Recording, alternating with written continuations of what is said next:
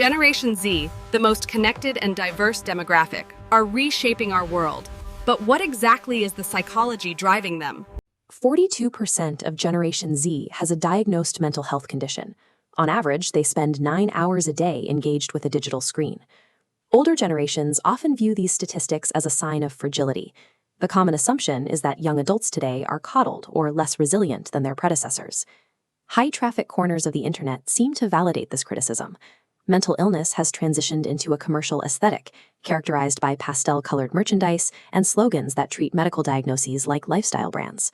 However, examining the data through a neurobiological lens reveals a more complex reality.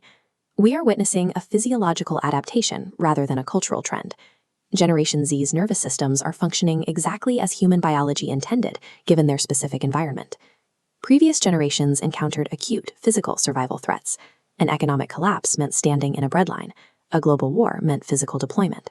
These threats were tangible and visible. Gen Z is the first demographic to undergo critical childhood brain development inside a hyper-stimulating synthetic digital ecosystem. The human brain is biologically adapting to survive in a completely artificial environment. This environment first altered the brain's dopamine baseline. Dopamine is a neurotransmitter that functions as the brain's reward chemical, reinforcing behaviors by creating a sense of satisfaction.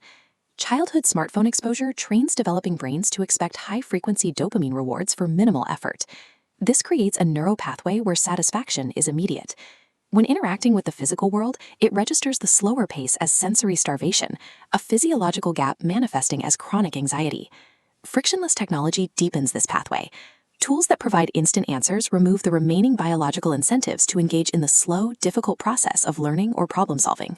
The tech industry spent 2 decades engineering a neurologically elevated threshold for satisfaction, which is frequently mistaken for laziness by those outside that ecosystem.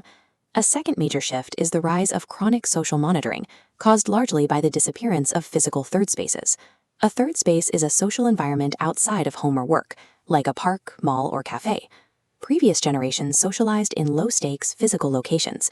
You could navigate a social dynamic for hours and then leave, allowing the brain to disconnect and recalibrate.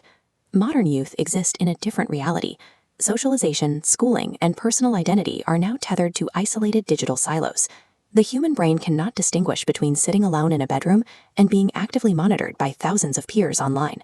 The group chat never closes, and the social evaluation never stops.